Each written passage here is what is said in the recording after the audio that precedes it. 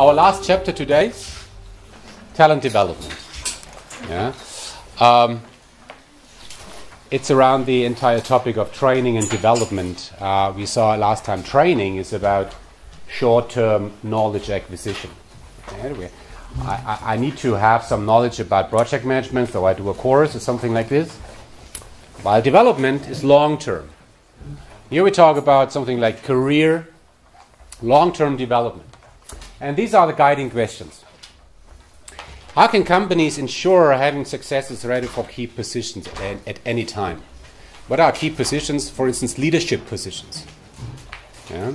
So it's really a challenge for companies always to have successors, Nachfolger, for those positions. Okay? And for this, companies use criteria and methods to identify people which on the long run can fill those positions. Talents, high potentials. Okay? And we're going to talk about this, what companies do there. Once companies have identified their so-called high potentials, and we will talk about what that is.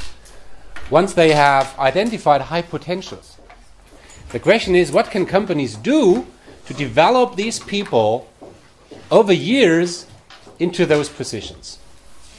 There is another term which is sometimes used in this particular context, which is talent management.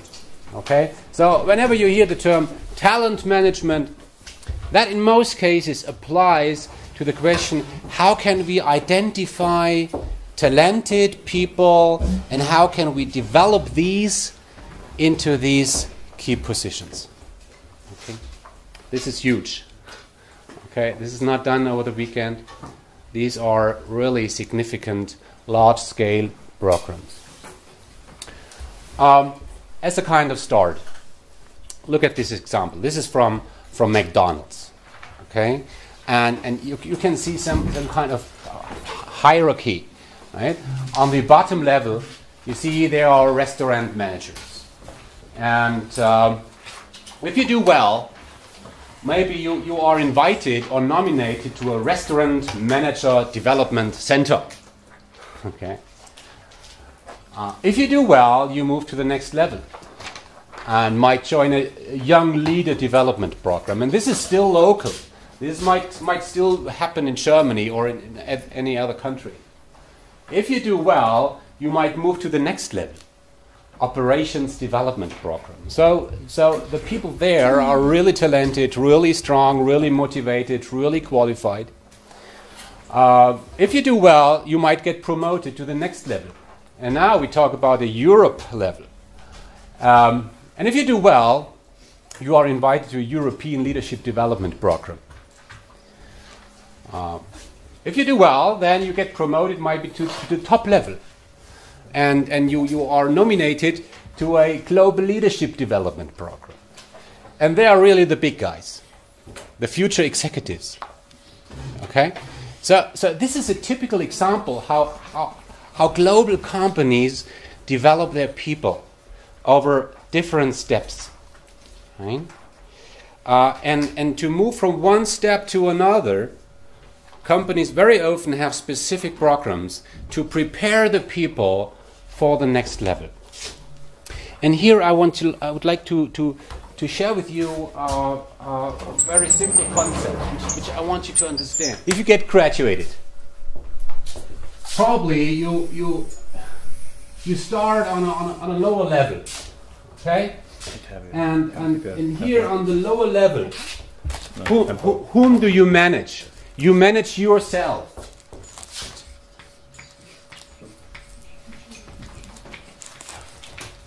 You manage yourself. What does that mean? You have a job, you have certain responsibilities and things, and you just have to take care for yourself. Right? Yourself, you and your job. If you get promoted, whom do you manage then? You manage a team. Yeah? You might become a team lead. And now the question is, how does that differ On this level, you might be a sales representative selling things.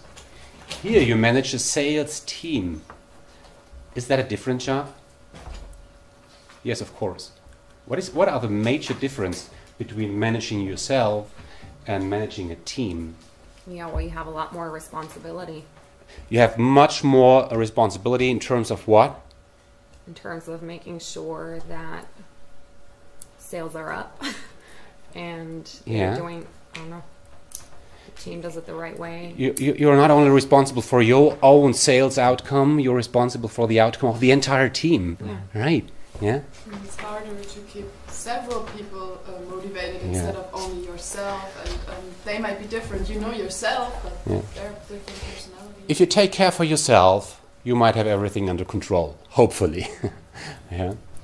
But if you manage a team, you are responsible for people, and you have to coordinate these. You have to take care with conflicts. Maybe you have to hire people. You have to fire people. You have to make sure that the team works in a coordinated way, right? And also when you manage a team, you also have to coordinate your team with other teams, maybe. Yeah? So things get much more complicated. You start to lead people. It's not only that you do some tasks. You should avoid doing operational tasks. Yeah. You should not solve the problems as you did here. If you were a programmer, a software developer on this level, you solve problems. You develop software. But if you are on this level, you should stop develop software. You have the people doing this, right?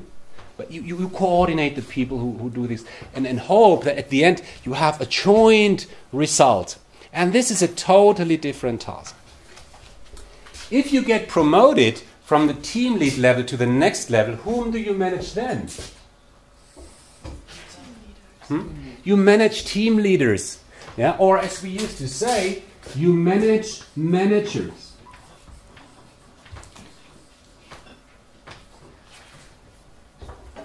What's special about this role? Is that different from being a team lead? Yes, of course. I mean, you not only have a team, 6, 12 people, which report to you. There are managers reporting to you. So, that sounds scary. Managers. The special thing about this role is you are somewhere in the middle. Yeah? Sandwich position. Yeah? You are not on the top. You are not on the bottom. You might be far off the operational processes. Maybe you don't have a clue how to develop software. You don't have a clue how the people sell the products. You are far off the bottom line. Yeah? But you're still not the one who decide about strategy and things. So you're somewhere in the middle. You got pressure from below. You got pressure from top. You have much effort to coordinate different teams. You also have to coordinate between your department, your division, and other division, other departments. So that's also challenging. If you get promoted, you get to the next level. And what is there? You manage organizations. You manage organizations.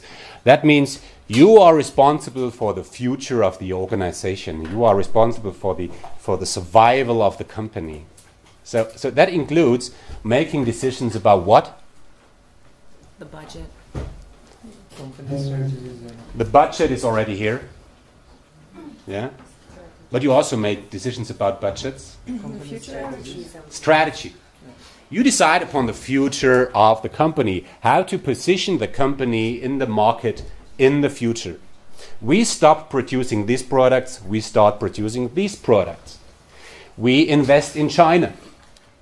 We will buy this company. Okay? These are the large-scale decisions. There is another thing you are responsible for when you are on the top level, which is what?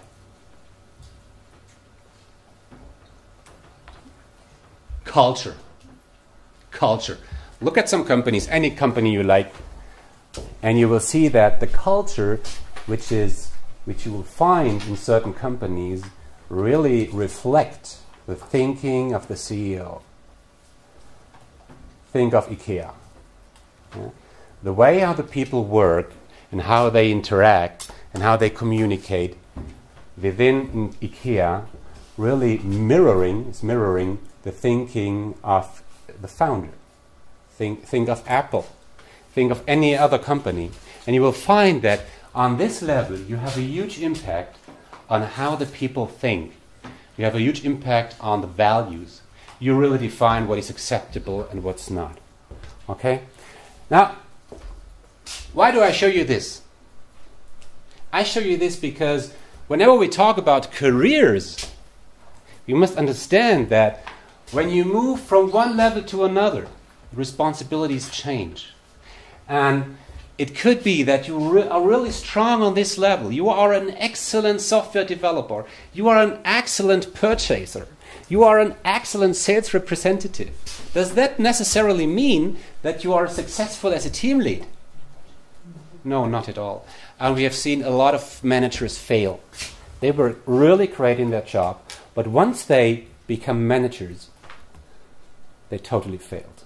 So a really significant challenge for companies is to prepare the people for the next level. Okay? And to make sure that the people which we prepare are the right ones on the long run. Okay? So for companies, the question is really, I have people on this level. Which people here might be the future directors on this level? Okay? You have to predict the future about people. You must. I mean, as a company, you can't wait until you have some vacancies on certain level. Oh, we need a new head of finance. Or we need a new division head. Who is there? Maybe then it's too late. You have to prepare the people so that they are ready to move to the next level. Okay? And this is what we talk about today. It's going to be really relevant to you. If you want to succeed in your career, if you want to move to a upper position, it's interesting to understand how that really works. Okay? So there is one picture which gives you a kind of overview. And I really want that you can talk about this picture. Yeah? If I would show you this picture in the exam, maybe, yeah, you should be able really to explain this. Huh? How does that work? And I will refer to these different boxes throughout this session today. So this is a kind of overview. But for the moment, just let me give you. I would like to run through this to give you a complete understanding, and then we jump into each of these components one by one. Okay, so to give you an overview, in the middle we have something which we call a competency model. A competency model is something very simple. A competency model is a list of competencies of which we believe somebody should have to succeed in a job. Okay? For instance, I will show you an example, but for instance, strategic thinking. You should be able to think in strategic terms. If you are not able to do so, you are the wrong one on certain positions. So this is just about the question, what does somebody need? Which competencies should somebody demonstrate to succeed? Okay? So, this is in the middle, and with every component around this, companies always refer to this competency model. Now let's start with the top one on the right-hand side, performance management. Again, we're going to talk about these components in more detail, but for the moment, it's simply about two things. It's about performance appraisal, and it's about objective setting. Some of you who already worked somewhere know that probably once in a year you had a conversation with your manager, maybe in January, where you talked about two things. One thing is, how was your performance in the previous 12 months? Yeah, and what will be your objective in the upcoming month? Right? So this is a moment, a conversation, a meeting between you and your manager, where you talk about the past and where you talk about the future, and you talk about your performance, and you talk about your objectives. We talk about your future development. Okay, this focal point once a year. Okay. Then the next step is something which we call a talent review. A talent review is something where the managers, the top managers, get together and they talk all their people through, and they think about at least about one critical question. And the question is, who are our high potentials? Who are those 5% of our employees which we really should support in the future, so that we make them ready for key positions? Okay? So the result of the talent review is more or less a list of names, a list of who are our high potentials. Okay? Now let's say we have a company or a division where we have 1,000 people, and after the talent review we have identified the 50 people which we consider as high potentials. After this step, most companies run a so-called potential assessment. So they have a closer look on those 50 people, doing using certain methods. For instance, like a kind of assessment center. Okay, they as a high potential, you attend a kind of assessment center, do different tasks and tests and interviews, and the result of this potential assessment is you have a much more detailed understanding about the strength and the weaknesses of your high potentials. And coming from there, you think about, okay, what should the 50 people, what should these 50 people learn in the upcoming years? Maybe there is Bernd. And we see, Bernd is really strong in some areas, but there are also some weaknesses. And Bernd should gain more international experience. Where can you learn international experience? Where can you gain international experience? Other countries? In another country. Say, let's assign Bernd to a job abroad. In Europe. Right? In Europe or in the States or somewhere else. Right? There is Suzanne. She's strong in a lot of things, but her English is really weak. What to do? Send her to America. Training to America. Yeah, okay. So this is what you do after this step. You talk about training off the job, assign certain training methods, assign some stretch roles. We're going to talk about stretch roles also in more detail. A stretch role is a challenge, or in other term, it's a kind of cold water. So companies think, in which cold water should we throw Bernd? In which cold water should we throw Suzanne? Okay. So this is an annual cycle, and companies hope that through doing this, they have successors ready at any time for each key position. And to plan this, to have an overview about who going to be the successors for which position, this is done with succession planning. Okay? So, this is a kind of overview. I used to show this picture sometimes in my presentations in front of HR directors, and I ask them, is this what you do? Is this at least what you try to do? And usually they say, yes, exactly. This is a common perspective in practice. Okay? So just as an overview, please, here is the question. What's in its place of succession planning? Succession planning, yes. The point is, in a company you have some key positions. You might say that the head of finance is a key position.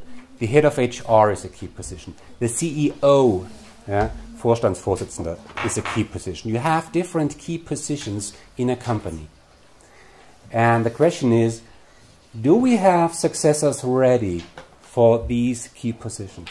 What if the head of finance will will leave the company, will die, get sick, or something else, or as we used to say, hit the truck. If this position of the head of finance suddenly becomes vacant, do we have somebody who is ready to fill this position? You know, companies need to have an understanding about this. They don't want to be surprised. They don't want to start thinking about successor once they need one. Yeah? So succession planning is about always having an overview who is ready to fill which key position. Okay? Did that help? Good. So, sorry. Let's start in the middle. Competency model. What is a competence? What is the difference between a competence and a knowledge?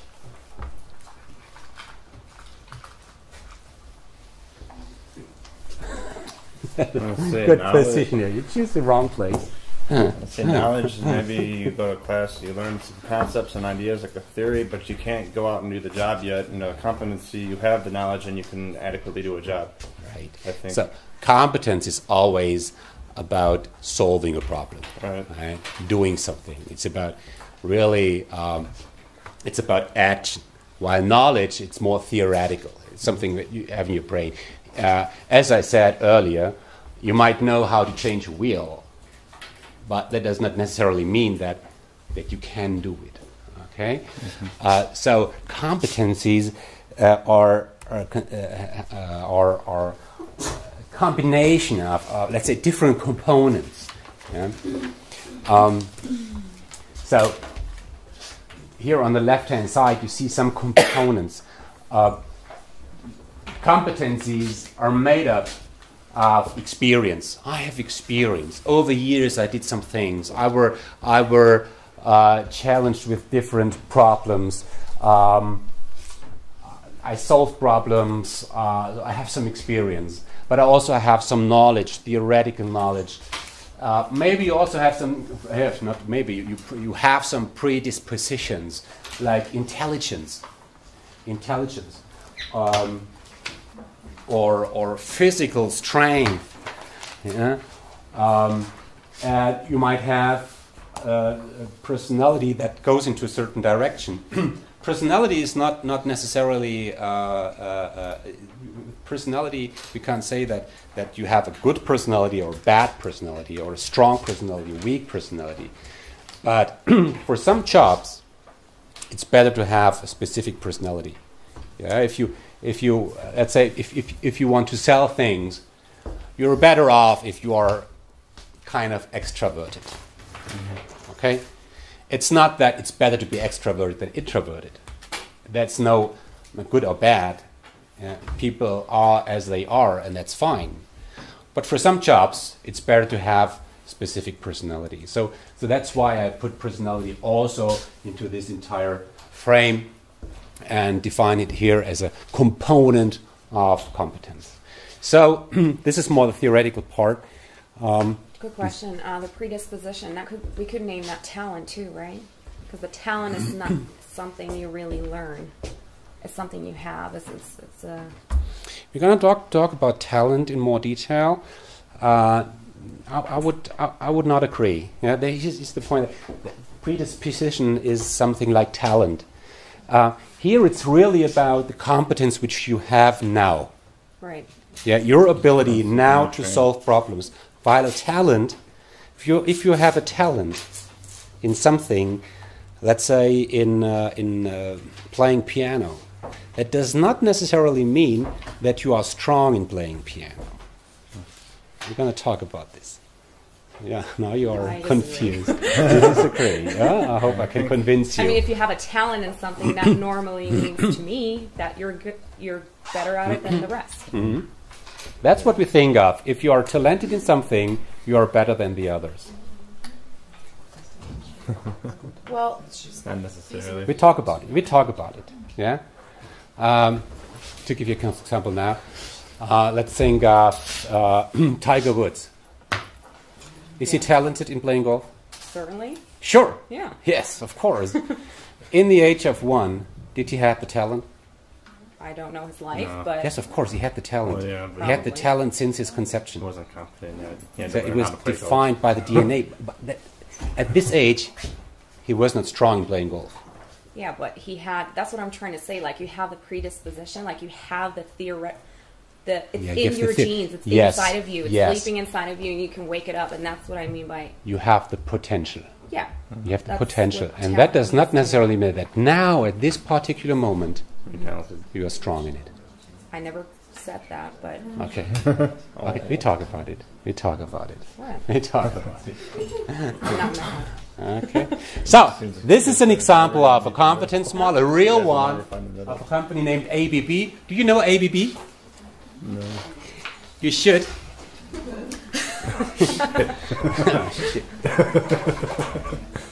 Have you ever drove an ICE train?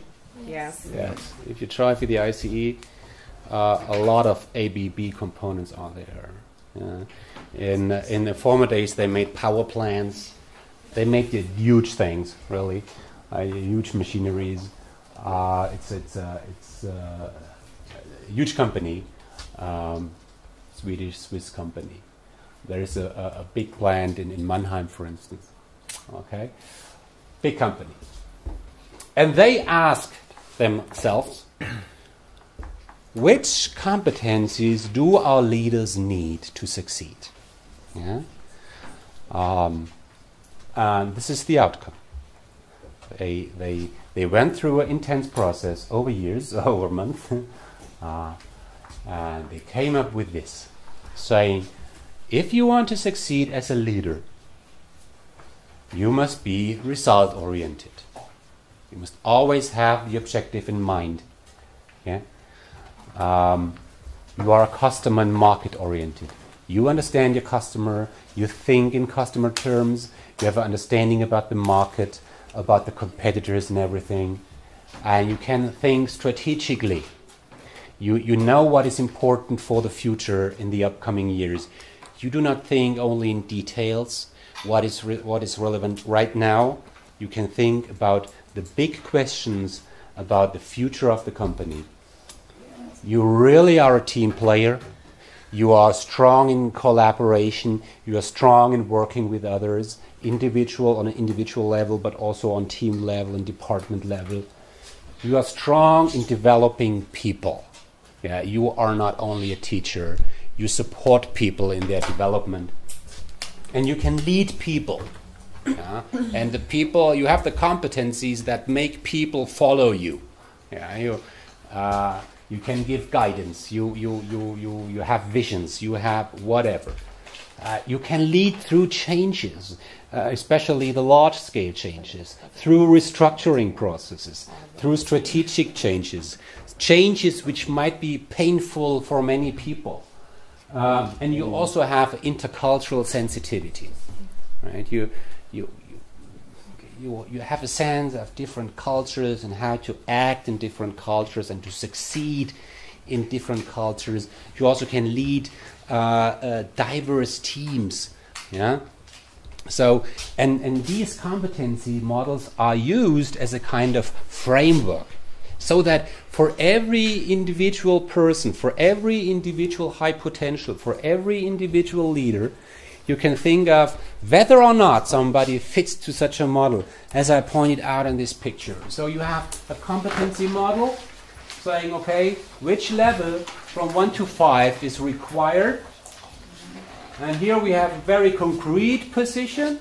So on the very concrete position in the middle, here the position senior specialist CRM, whatever that is, we have added some competencies, and now we compare this competency profile with the profile of a particular person, Garth. Yeah? And here with Garth, we see, with regards to creativity, he's better than required. Teamwork, he exactly meets requirement. Presentation, he's a kind of weak. The same is with project management, but mobility is fine. SAP R3, he's better than required, and English is fine. So, just to give you a rough idea. how these competency models are used. Yeah, these are again framework to match people. You see, where do you have strength? Where do you have weaknesses? Are you mature enough to fill a certain role? Okay. So again, such competency models are there to answer the question: what is required to succeed in a certain role? Here, leadership role. And that provides orientation, that provides guidance, that provides a frame for relevant decisions. Yeah, where to support people, where to develop people, whom should we select for a key position, who really meets these requirements. So this is the entire idea of competency model, and as you can see, it's quite simple. Right? It's simple. But the question now to you is that reasonable? Is that reasonable? On the first sight, we all probably would say, yes, of course. If we want to fill key positions in a company, we need to understand what is required. If we don't understand what is required, how can I tell whether somebody is ready to fill such a position? So that makes sense on the first sight. But think about it. There are some reasons why we also can say, this is crabby. That does not make any sense. Why? Because these are very, very different aspects, and maybe the person who is going to be promoted didn't have like enough experience in all of these fields, because they are very, very different, like customer and market orientation, and then people development. Maybe he worked in HR but doesn't have any idea about the technical stuff or whatever, so it's quite difficult to tell one person, okay, you have to know everything if you haven't done it before. So we struggle in thinking that every leader must be strong in really everything. Yeah? Isn't it okay if somebody is strong in some fields and maybe weak in some others? Yeah, we could think of this, right? Yeah, I agree. Actually, I was saying to him as you were discussing all of the requirements that the only person that comes to mind who would fill all of these would be the president. And that's a pretty rare person to find, right? Not every single person could be a president, but you think it's pretty. People try. People try, but so there's the idea. If you think of, and I like the idea to think about who might fit this model. Is there anybody in your mind who really fit these points? And your idea is that it's only the president. There's a godlike creator that really fits these requirements, right? Yeah.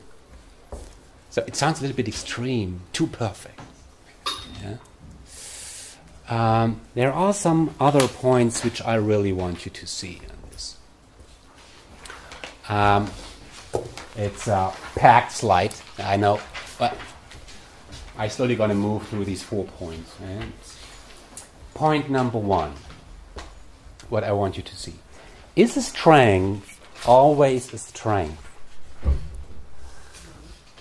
In some companies or in some situations, we know people which are really strong in strategic thinking. The strategic thinkers. They always know what's important in the next 5 years. But if you ask them, hey Bernd, here's a problem. How to solve this now? They don't know. Maybe it's not that you always have to think in strategic terms. Maybe it's the balance between strategic thinking and operational thinking. And find this balance, finding what is relevant in which situation, that would make sense. Yeah? Teamwork. Is it good to always be a team player? Whom of you did ever sail? You mean did ever? So you did sail?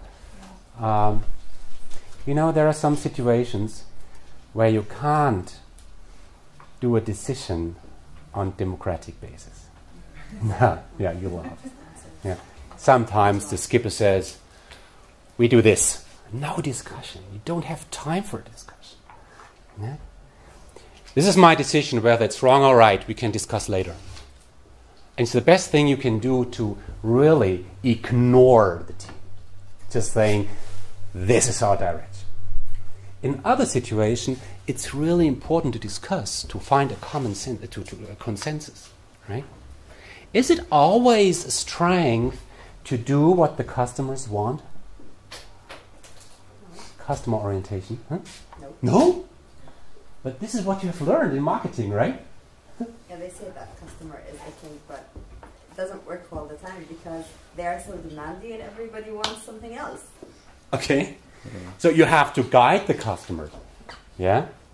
Maybe, yes, here's the point. No, also if you have sometimes you have really clever customers and if they feel like they can do anything, some start to play with you. That's really the thing. Okay. And if you stop them, sometimes you have to stop them.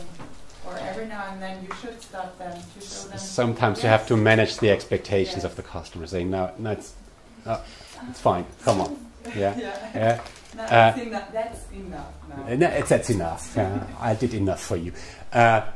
You know this quote, and I really love it in this particular context, from Henry Ford. Henry Ford, who once said, if I would have asked my customer, I should have built faster horses.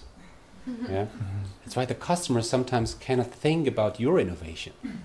That's also a point of view of Steve Jobs, who always said, I don't care about what customers want. I define what customers want. That's arrogant, maybe. He was right. Yeah. So customer orientation might not always be a strength. You must find the right balance between doing what you think what's good and what customers want. So these are just two examples about, is a strength always a strength? Or does it depend on a situation, and is it better to find the right balance between a strength and the opposite? Right? So it's not always that clear. Having a certain competence must not necessarily mean that the person in question actually uses it. Like McClelland, this was a leading professor, psychologist in motivation. He once said, what if somebody can drink a lot of beers, but he doesn't? Whatever that means. It's not always about which competencies you have. Are you motivated to show these? Yeah. You have a great competence to lead people, but do you really want this? I mean, so when we talk about competence, we should not ignore what the people want. We should not ignore their drives.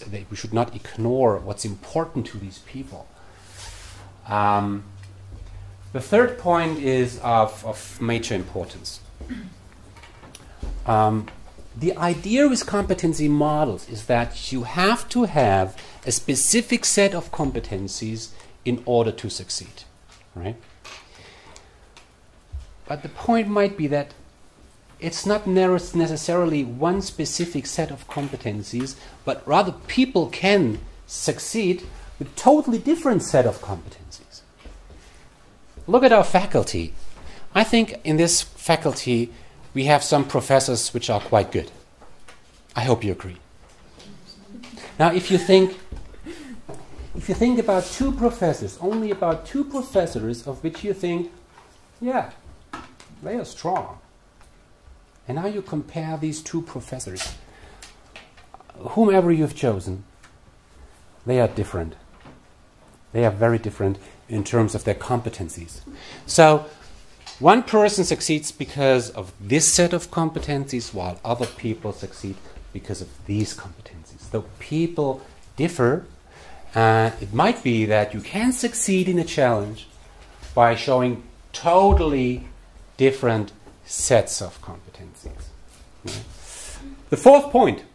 Think about successful teams. And the point is that you never succeed alone. You always succeed in a team. If we think of successful teams, maybe the Beatles. You know the Beatles? There was a boy group, a British boy group. They totally differ. You could not say they all show the same set of competencies. Of course, they all were able to play an instrument. They all could sing, more or less, yeah. But they were really different, and this difference made them so successful. Think about some management teams. Bill Gates and Steve Ballmer. The one is the prototypic nerd. And the other, Steve Ballmer, is he's power. Yeah. He's power. He's totally different from Bill Gates. Bill Gates was the one who structured things. He used his brain, and Steve Ballmer used his heart. So, and the combination was great. The same with SAP. Dietmar Hopp, Hasso Plattner, totally different people, and that was good. The combination was great. Steve Jobs and Steve Wozniak, totally different people, but the combination was great. So competency models are fine, but you don't succeed if everybody shows these competencies. Sometimes you have to have people which are totally different, and the combination is important. So this is what I want you to understand about competency models. What are competency models? Why are they there? But I also want you to have a differentiated view on this kind of concept. Okay? I mean, most companies have this. If I ask HR directors, whom of you has a competency model in their company? All hands raise. Yeah? They all have this. So it's a very commonly used concept, but at the same time, we really must have a differentiated view on this. So now let's come to the first component, performance management. It's something really simple. In Germany, we also have this idea of Mitarbeitergespräch. Yeah? Whom of you knows this? Yeah, Mitarbeitergespräch.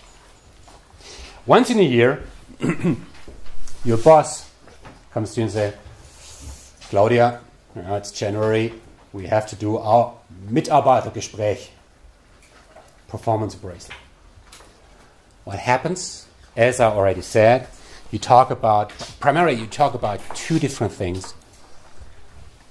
You talk about the past. This is the performance appraisal part. You talk about your performance in the previous 12 months. Okay? And the second part is you talk about the future. What are your objectives in the next 12 months? Okay? And there are two types of objectives, typically. One type of objective is about performance, really. What do we agree on what you need to achieve in the next 12 months? What are your future achievements, really? This is about the pure performance. And the other component is your development. Where will you get better in the next 12 months? Okay? Oh, yes, I should get better in project management. I should get better in English. I should get better. I should gain some international experience. So these are the things to talk about. 1-2 hours. Okay? And this is performance management. Why do companies do this? And I can tell you, 99% of all companies do this. And you will experience this in your career. Once you work somewhere, you will experience the performance appraisal. Yeah? Once in a year, talking about your performance and future objectives. You will experience the Mitarbeitergespräch. Why is it there? If you ask me, what is the most commonly used concept in HR? And I would say, it's this. Why is it there? Well, I would imagine by having to tell your boss what went wrong, what went well, he's holding you accountable for what you're doing. And you know that you'll have to look him or her in the face and tell him, well, this is where I went wrong, this is where I went, where things went right. Okay. Here's the point. That. And once a year, you should talk about what went well, what went right, what should be improved. But be careful. It's not about what should be improved. Yeah, it's really about you. What should you improve? Okay, where should you get better? Yeah, or if you have the chance to give a feedback to the supervisor, you can tell the boss, I would like if you change your behavior in this direction. Okay, it's not about improving things in the department or so. It's really about you as a person. Yeah, but nevertheless, it makes sense to have this time to talk about it, right? Mm-hmm. Maybe I guess on the simplest level, just to show the boss you did something. Maybe people with a very vague job description. Yeah. So what do you do? Okay, to prove that you did something. Yeah. Yes, so. Okay. In practice, I would agree. Yes, sometimes you have to tell your boss, "This is what I've achieved in the previous 12 months. Please notice this." Yeah. But I mean, that would be weird if this would be the ultimate purpose, or maybe it's a big team. No, not the ultimate, but maybe it's a big team, and your boss doesn't know exactly what to do at all times because you just have a big team. Okay, I see. Well, usually they know what to do and also what they've done. If you've done something wrong, or if they have been positive, if you have improved, there are positive aspects that they have noticed. And we could also say it's in sometimes if you haven't done a lot of crappy things through the year, it's sometimes also motivation. Because they do not only talk about your performance, but they also say, I like what you did there. Yeah. And they also give you the chance to improve, probably because they say, well, this did not really went well. Yeah. And there's always a but. So you work 12 months and you are busy doing things, and now there is this one point of time where you really think about this, where you reflect on what have I achieved, what will I achieve in the future, where should I get better. Yeah, to have this point of time, this moment where you really sit back and think about it. Yeah, and you also have a common understanding with your boss. That might be important. Yeah. Not that you think different than your boss with regards to your achievement, yeah, and your future objectives. Yeah. There should be a kind of common understanding, right? Yeah. So. For us, it was also very important when we see the objective setting. So, what do you want to do? Not just on how do you want your job to be like? How do you want to do your job, or what did you understand through the year? What is better that you do this job in this way because this is going to be better, but also where do you imagine yourself to be, because this helped us to find, are you really in the right position, or should we really move you like a little bit within the same level but somewhere else because you're not really good with this, or this is not what you're looking for. Yeah. Yes. But there is a point of view of your manager. This is what you should do, and there are some things where you think, these are the things I would like to do. And to coordinate this, to find a common understanding, that's also one purpose. Absolutely agree. Yeah? Maybe it's a good opportunity to ask for a raise or a promotion. Because you can tell your boss, look at this, I did this and this and this and this and this, I'm so good. You talk about your perspective, your future. I want to get promoted. Yeah, I want to have more money. Yeah? I would like to work less. I want to change the team. I would like to do a different job. And this is the moment where you talk about these things. Absolutely. So on this packed slide, it's overview about the major purposes of this very simple concept. And one idea is that, think about a company with, let's say, 10,000 employees. 10,000 employees that produce something. How can you make sure that the 10,000 people work in a way that at the end you can sell a car or something, a phone? Okay? So how can you orchestrate the 10,000 people organized in these different departments in a way that they all move towards one direction? That was always a critical question when we talk about organizational science.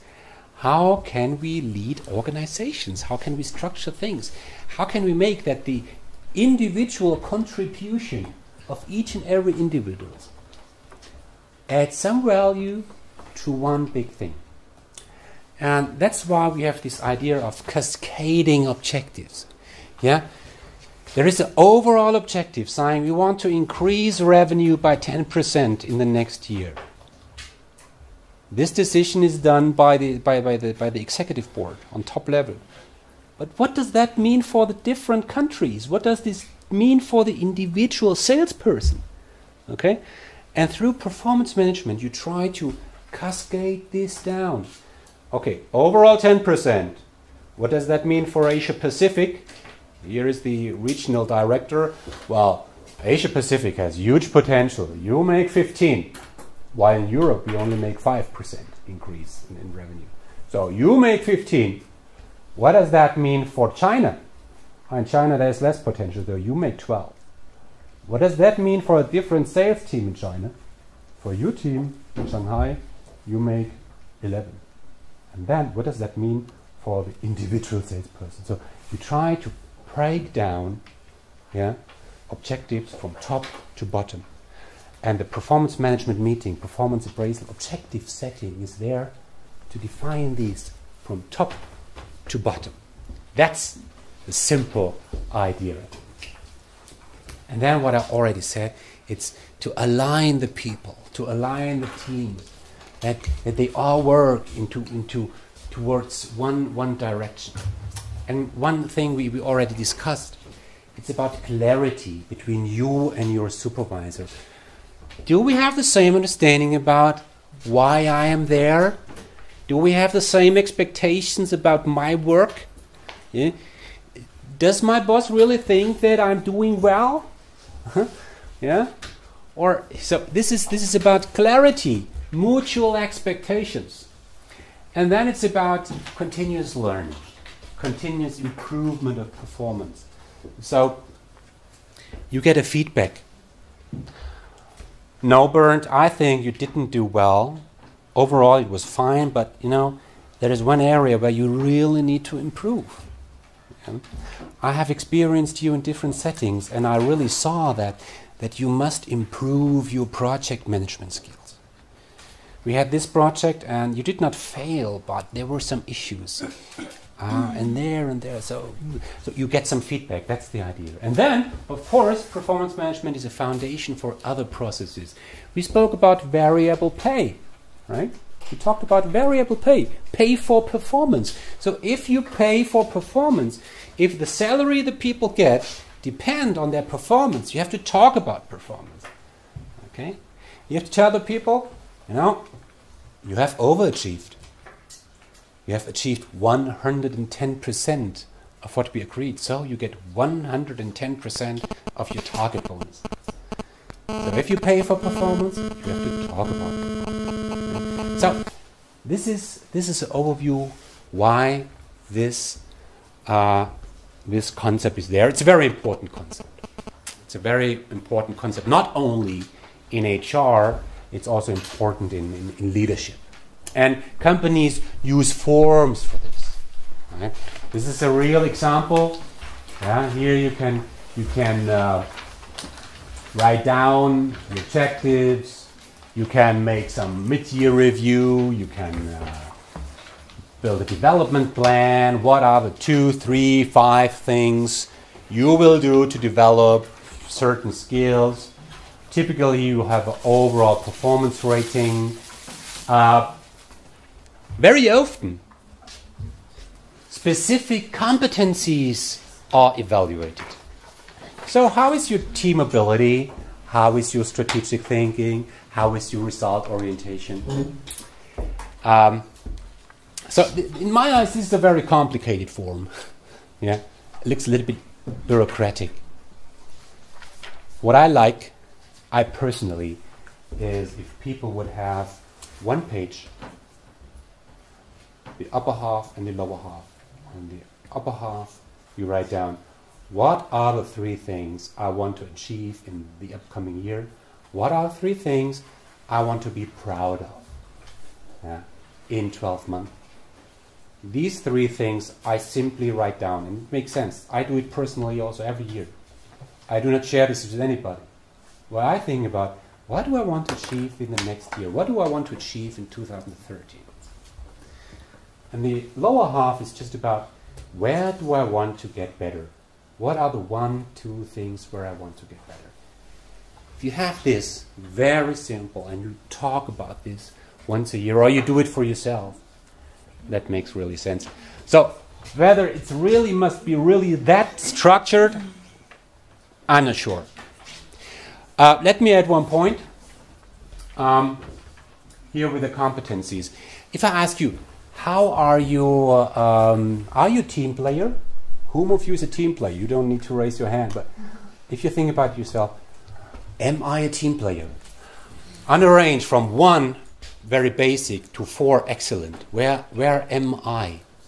Or ask yourself, how strong are you in communication? On 1 to 4, you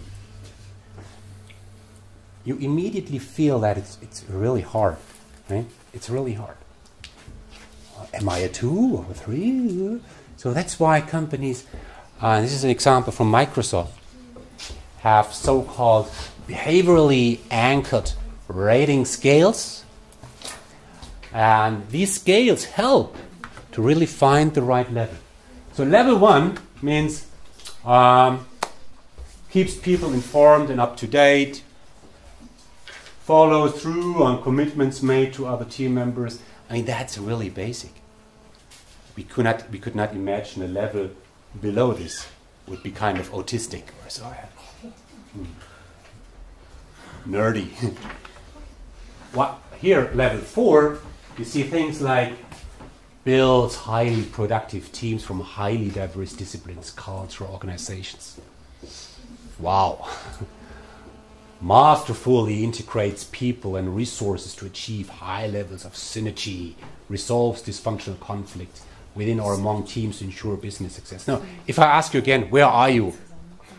From 1 to 4, most of you will say, I definitely meet 1. Some of you already struggle with level 2. Level 3, it's very, that's already Champions League, right? This is huge. Companies use this, yeah, or something like this, to make clear what they mean with the different levels. It's very simple. Yeah, it's easy to explain. I could explain performance management in a minute. And we immediately find some reasons why performance management is there. But, as with competency models, while things are so clear and seem to be so reasonable on first sight, also here I would like to add some what-ifs. What if employee and manager talk about relevant aspects on a daily basis anyhow? You talk about things on a daily basis, about performance, about what is relevant for the future. You get a feedback on a daily basis. Why the hell should you have this one meeting in a year where you talk about these things? There are managers who don't talk to their people. They don't talk about with their people throughout the year. Yeah? If manager and employee do not talk, 12 months, they will not able to talk at one single moment. Yeah? Is it fair to give a feedback on a project on a certain occasion? Always on January? Should you give a feedback at the moment when the feedback was necessary and when it was valid? Yeah? Can managers really give feedback? They should be able to do so, but you will experience this with your manager or when you will become a manager. To give a negative feedback is one of the hardest things to do. Yeah? Especially when you have a close relation to your employee. Yeah? If you act like partners, like friends, Yeah. Do you rate your friend on a scale from 1 to 5? Hey, Bernd, we drink beer together, we work together, it's everything fine. No, I rate you, I give you a 4. Hey, silly. Yeah. The superior objectives are not clear. How can we break down objectives if they are not clear on the top? And this is very often the case. It's not clear why we should do this. I mean, or the manager primarily used to act like a coach, not like a judge. That's a difference between I give you feedback, I help you to structure things, but I don't judge you. I don't give you a grade. Yeah, yeah. That has an impact on your future career. Or there is already a natural relation between manager and employee built on trust and respect. I mean, with your spouse, with your partner, do you have an annual meeting? Where you sit together. Okay, now let's have this annual partner meeting. Let's talk about what we jointly want to achieve in next year. Where should I get better? Where should you get better? Do you do this? No, I mean, come on, that's silly. You do this every time, hopefully. Yeah. Very often the manager does not have really insights into the work of their people. You think about professional service firms, consulting companies. The people, they work in projects somewhere in the world. They don't experience what they do on a daily basis. Yeah? How can I give a feedback? How can I do a performance appraisal if I don't have an insight into the daily work of my people? And some people don't have really understanding about the work of the people. Yeah, I told this last time. Many employees in knowledge-intense industries, the employees have a much better expertise about what they do than their managers. Then how can the manager review the work of their people? If I'm a software developing manager and my software developer tell me, well, I need 20 days to develop this. Very often I can't tell whether this is reasonable or not. Maybe it would be possible in a day. Maybe 80 days would be reasonable. I don't know. I just have to rely on it. Yeah? Objectives change over the year. Things are not that constant, not that static. Okay? What if employees do not really trust their managers? That could happen. And again, while things look very easy, performance management, objective setting, performance appraisal, in reality, sometimes it feels kind of silly, useless.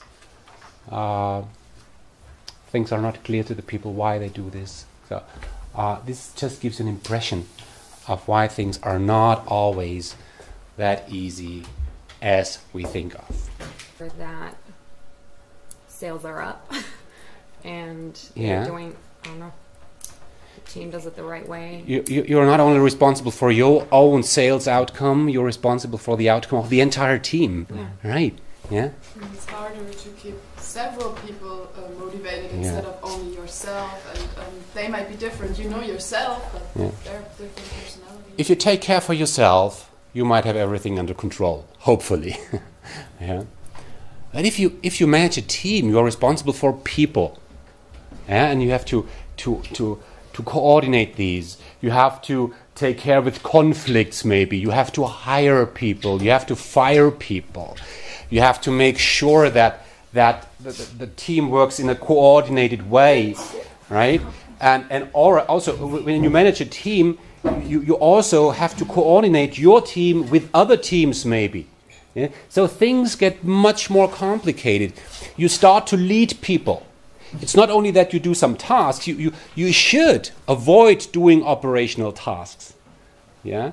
You should not solve the problems as you did here. If you were a programmer, a software developer on this level, you solve problems. You develop software. But if you are on this level, you should stop develop software. You have a young leader development program, and this is still local. This might still happen in Germany or in any other country. If you do well, you might move to the next level. Operations development program. So the people there are really talented, really strong, really motivated, really qualified. If you do well, you might get promoted to the next level. And now we talk about the Europe level. And if you do well, you are invited to a European Leadership Development Program. If you do well, then you get promoted maybe to the top level. And you are nominated to a Global Leadership Development Program. And they are really the big guys, the future executives. Okay? So this is a typical example how global companies develop their people over different steps. Right? And to move from one step to another, companies very often have specific programs to prepare the people for the next level. And here I would like to share with you a very simple concept, which I want you to understand. If you get graduated,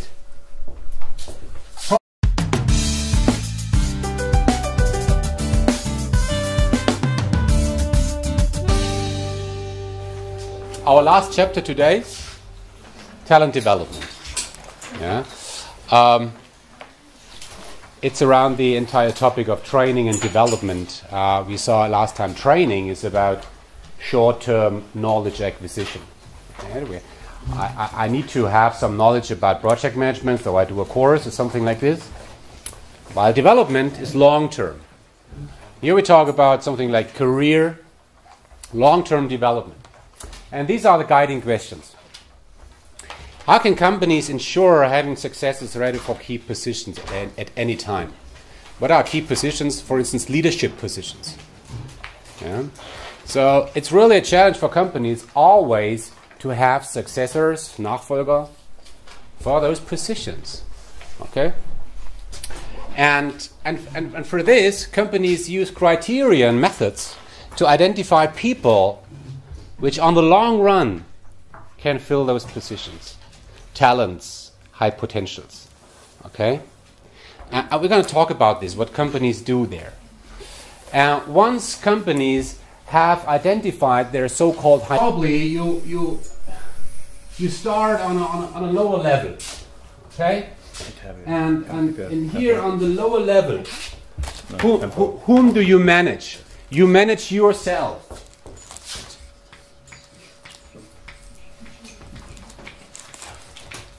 You manage yourself. What does that mean? You have a job, you have certain responsibilities and things, and you just have to take care for yourself. Right? Yourself, you and your job. If you get promoted, whom do you manage then? You manage a team. Yeah? You might become a team lead. And now the question is, how does that differ? On this level, you might be a sales representative selling things. Here, you manage a sales team. Is that a different job? Yes, of course.